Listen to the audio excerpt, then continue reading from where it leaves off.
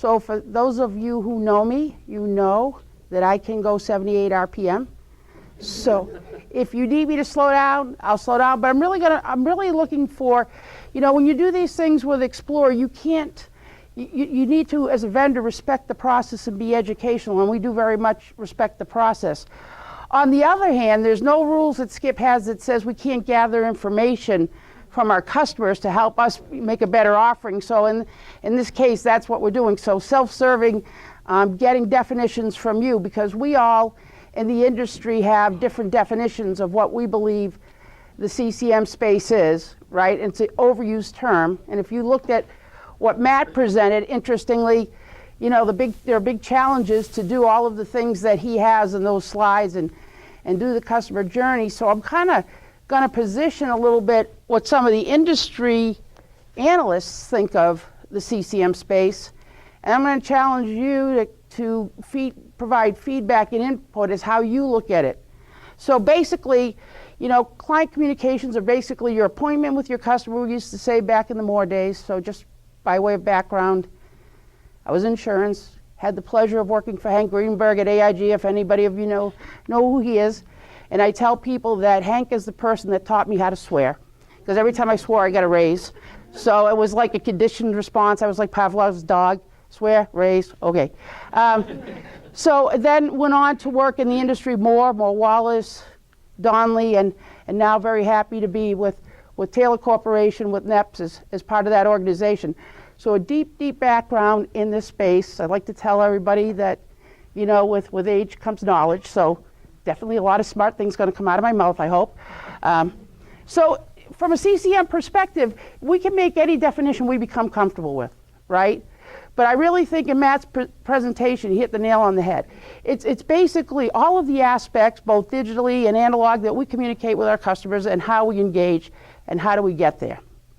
So if you take a look at, you know, all the different terms, omni-channel, multi-channel, I could spin those anyway, Matt can spin them anyway, we could talk about those as different things.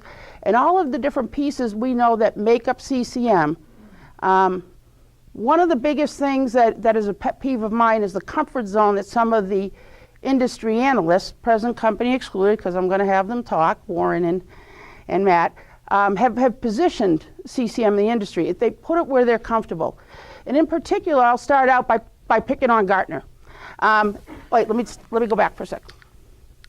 We're going to go forward and then backwards. And we're not going to get technical, although I am a geek with a personality, as I tell everybody.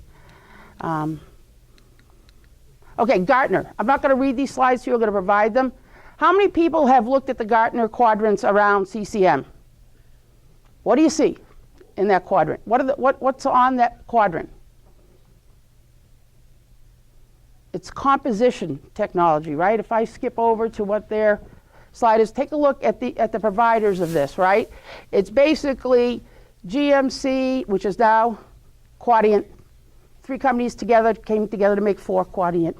Then we have, you know, OpenText, which was HP and the others. These are all technologies related to composition.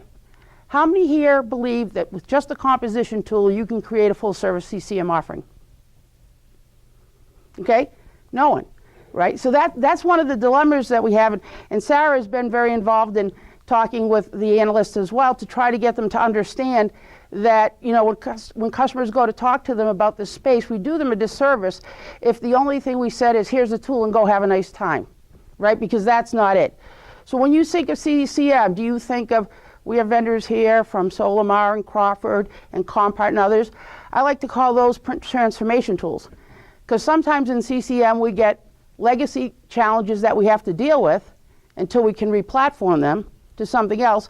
And we need tools that allow us to make those legacy technologies more usable. We use print transformation technology. So how many people here have something like that, MTEX or Crawford or Compart or any of those tools, Solimar, that you guys use for these types of things? People familiar with those at all? No? Okay.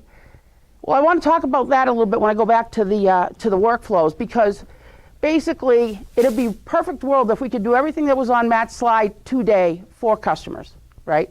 And the fact of the matter is is that a lot of the stuff that you're challenged to work with to get into the newer channels and newer opportunities and newer requirements like ADA are platformed in older technologies that, like, how many people here, let's age ourselves, or maybe people here are still using it, who knows what LCDS is? Okay, who knows Metacode?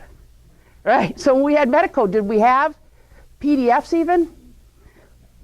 No, even a PDF wasn't around. Never mind some of the interactive HTML formats and all the different formats that we can take advantage of today. The fact is that we still have our legacy challenges. And you can't go platform a customer in a single day or just in a single swoop. One of our largest enterprise customers we work with in this space, we got the luxury to do new applications for, so starting from data and scratch and going through. But we support more legacy applications than we do support the newer applications. The newer ones, we can adapt to the new capabilities right away. The older technologies, we have to get very creative about how we platform them. So if you look at this quadrant, this is how Gartner looks at it. If we look at Forrester, they've expanded it a little bit more, and they're starting to come out of their shell and take a look at it in a broader brush. I mean, many of you have probably heard Craig LeClaire speak and gone to industry things with Forrester. And seeing how I have, I'm Italian, which you can't tell because I'm talking with my hands. And NEPS is another name for nepotism because we started a family business that grew into a much bigger business. So if you wonder where the deep roots of that is. But, so I happen to have a brother that worked for both of these, Gartner and now Forrester. And, they're both looking at it in a way that they control it. And the way that they control it and be able to report on it in a way that they feel confident, in my mind, it's my opinion, is to put a box around it so that they're really limiting what it is that you're looking at when you look at CCM. Okay? And so hopefully we'll be able to convince them to move forward with different views of the world. From Forrester's perspective, it's still very much a technology based, and I just got a new one that I showed to Matt called Marketing Biz. I don't know if anybody saw that one, but it's a new one that came out. It's a new group recently that is putting out a new study. Again, it's very technology based. So you look at here, people have similar definitions, new document types, interactive documents. How many people are looking at interactive documents as part of their CCM offering? Couple? So when you think of an interactive document, do you think of a document where the customer engages with the content to create new content, or where like a claims group looks at the content to create a new content as an operational perspective? How do you look at it? Anybody? When you say interactive, who interacts with the document? CSR? Customer? If we look at some forward documents, we've played around with new technology, and we also see these front-facing documents that people in our areas usually don't deal with, documents that provide data into a system that then drives the whole communication process back out. So we look at it, interview documents, interactive documents, and our variable documents like statements and invoices and things like that. All of these I look at as part of the process, but I can't just get there with a composition tool. It's not going to do the whole thing for me. So these just give you some of the rules of how you become a vendor. And again, if you look at this vendor matrix up here, you see the same providers. On this one, it's not as new as the one I had for Gartner, but when you look at this Thunderhead, how many people heard the name Thunderhead? I know why you're laughing. I can't go there though. But they changed, so they're in, how do I say about them? So basically Thunderhead, and I've used Thunderhead, we have Thunderhead in ours, it's now Smart Communications. So if you saw Smart Communications on the Gartner quadrant, Thunderhead was split in half. Half was bought by KKR, the other half still exists as Thunderhead on the marketing automation side. Smart Communications is the composition platform. It used to be called the Now platform. And that platform is now back into the Gartner study because they exited those studies by intent and design because they believed they weren't a composition technology back in the day. So when you look at these charts that I'm going to give you, if you look at the Gartner chart, which is newer, Smart Communications in this case is Thunderhead. Okay, so those are the same thing. But again, we're still pretty much pigeonholed into taking a look at part of the equation, right? That's just part of the answer. So Madison is here. I'm going to have Warren talk a little bit. You know, the reason that I like Madison's view of the world is that it's more holistic view. It is not, while you have a technology study related to the CCM composition providers, you call it out as that, but you also have a broader CCM practice and how you look at it. And I don't know, Warren, if you want to. Sure. So we look at CCM as an ecosystem, and we're looking at it as any kind of communication where you're talking to a client, whether it's digital, it's on paper, text, email. That's all part of the CCM ecosystem. So yes, composition is an important part of that, but so is preference management and data aggregation. But we're also looking at is that when the customer talks back to you, whether they're submitting paper or submitting whatever devices, that inbound communication is also part of the whole ecosystem. Because let's say you send out a certain number of communications, 20-30% of them may have a call to action coming back into the organization. Well, myself guilty, I don't complete it right, so another communication's got to go back out to me. That whole bi-directional communication from the traditional view of CCM gets ignored.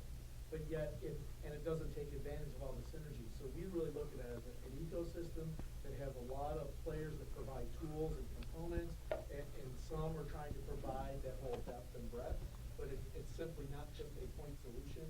And a lot of our clients are very confused on, they go to a website and says, oh, we found this company, they're a CCM company, we're going to send them our RFP for composition, finding out the company just does post-composition transformation. And there's a lot of confusion in that, so we really feel education on what that entire ecosystem looks like is going to be critical to getting your organization to where you want to be.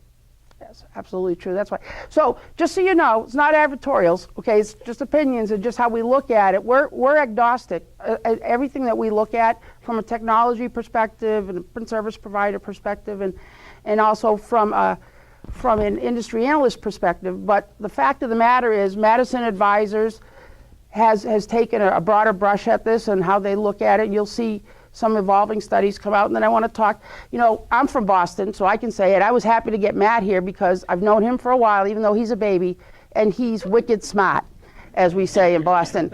And so InfoTrends has a little different bent because they're an industry analyst, but they still look at it in a more holistic way. And I don't know if you want to, Matt, comment on that as well. I think if you look at that single to multi to cross to omni-channel slide that we shared, we're looking at the holistic view of the communication and the interaction. I think that Warren's point is important, that it's not just the output, it's also the interaction, it's the analyzing that content, and then it's also the optimize, rinse, repeat, right? So in the process, you're going through, you're analyzing the success of the campaign, and then you're going back around and doing it again.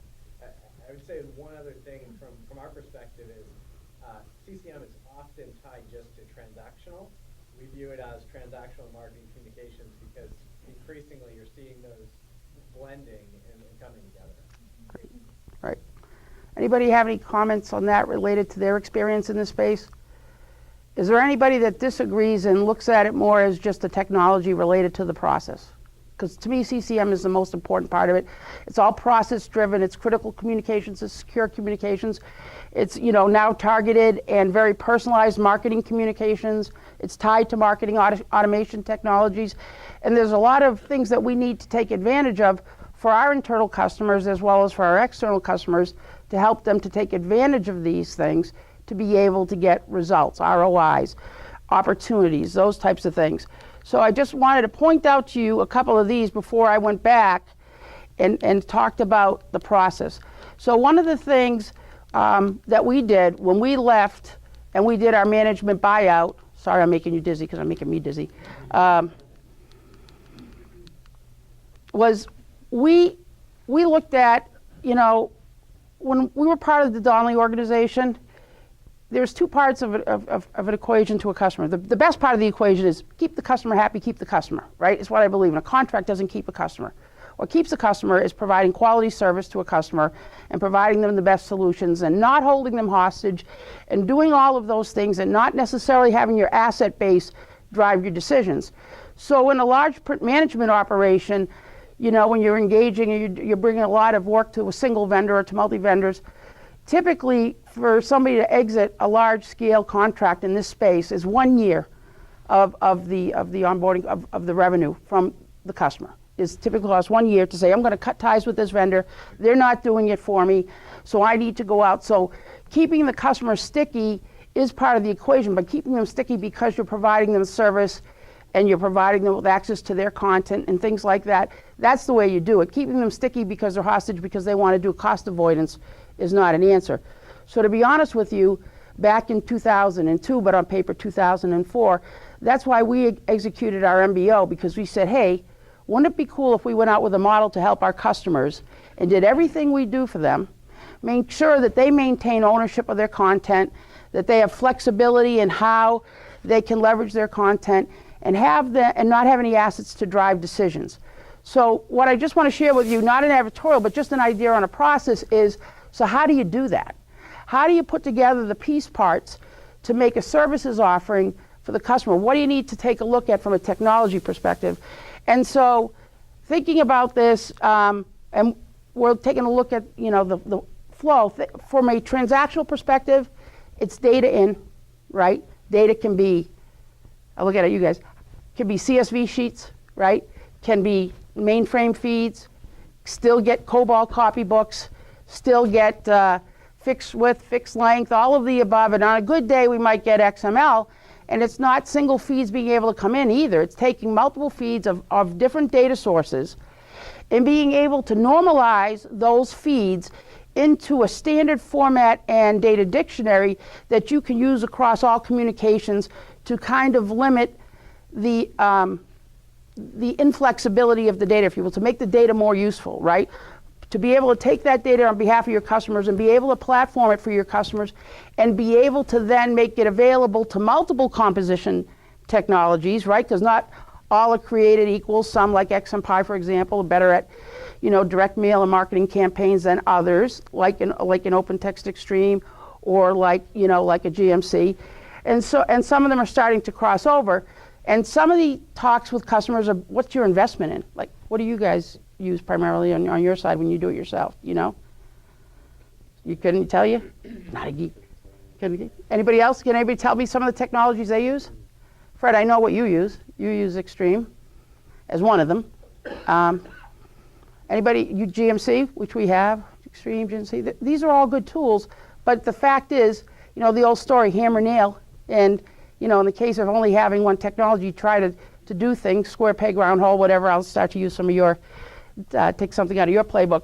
The other thing is, when we take a look at this, there's other pieces. How many people here do kitting?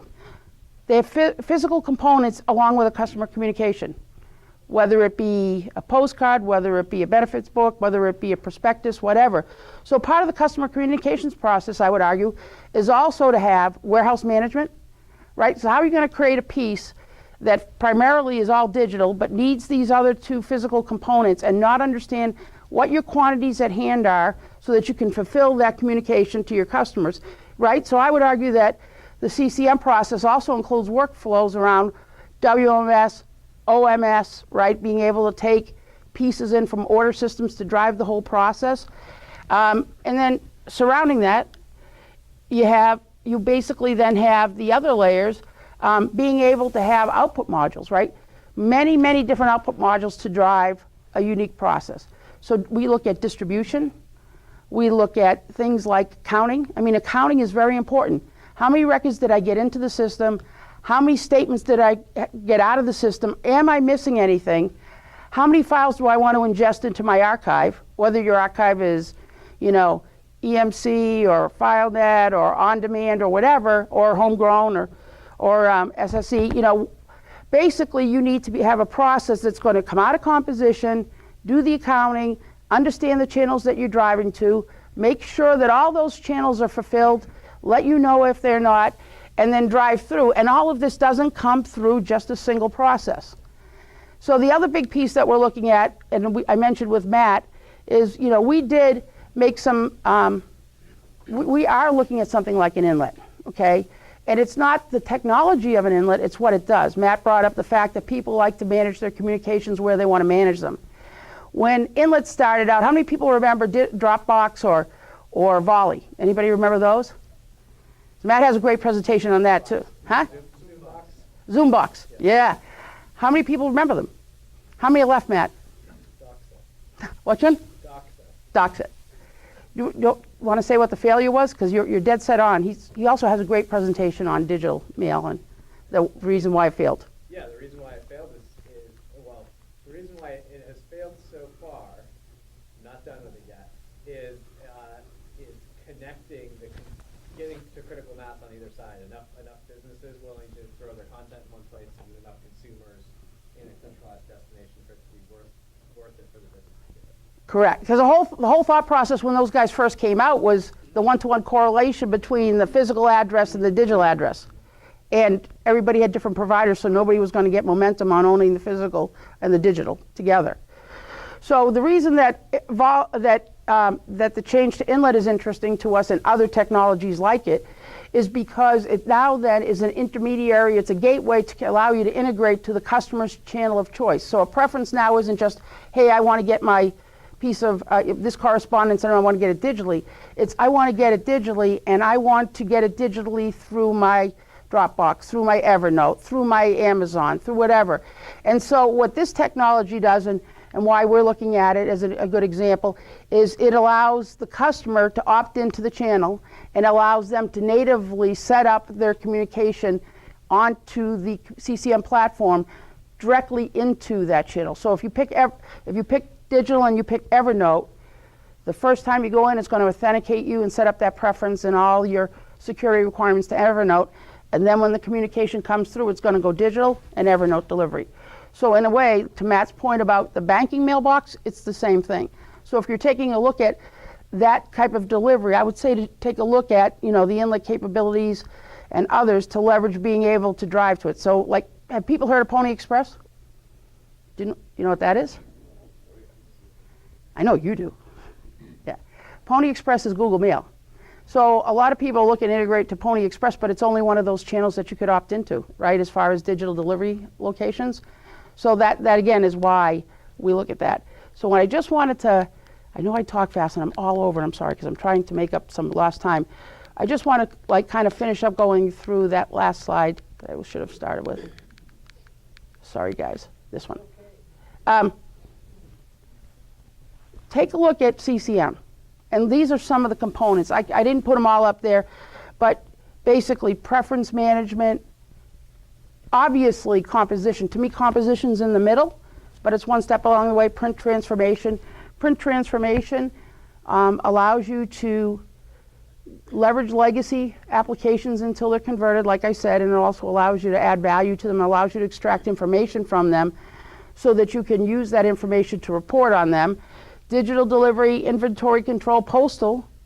How many people, postal technology, that's part of the CCM workflow when you have to do physical mail. And all of these things around, we talked about very much about, Matt talked about it, NEPS is a big proponent of it, and others are information design. It's part of good CCM. Making sure that the piece is relevant, making sure that when somebody gets it, they're going to take the right action upon it. So we call that LUNA, locate, understand, and act. But being able to put all of these things together, along with picking the right technology partner from a composition perspective, are the ways that you're going to start to drive a good CCM practice for your organization. So, I want just to give somebody some foods for thought. I wanted to also get more back because I wanted to understand what people were doing. So if somebody wants to share with us, like maybe some of the technologies that you're looking at as far as CCM? Oh? I know what we're looking at. I think you had them on your list. I mean, we've got Extreme. Well, we have a lot of things today, but we have too many things today, so we're looking at. We don't want to have the full map. Now, do you have a lot of the technology because you acquired Singularly, because you acquired companies that had different technology, and operating companies that have different technology, or? All of the above. I mean, Wells Fargo, so it's Yeah. it's large enough we can work in silos at times, right? So we've got multiple business lines solving in different ways. And a lot of that's been centralized or is being centralized, but the end result is a lot of tools.